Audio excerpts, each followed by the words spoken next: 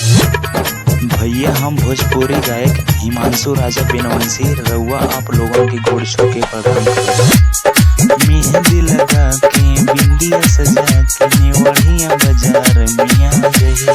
मेहंदी लगा के बिंदिया सजा के नेवढ़िया बाजार मिया जहिया तोरा से गोरी हम शादी करब माता मैया के मंदिरिया आ जइहा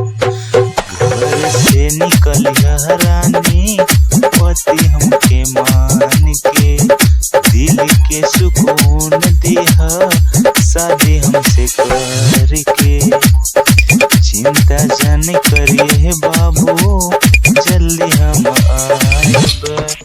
नमवा पुकार देहा दौड़ल चल आए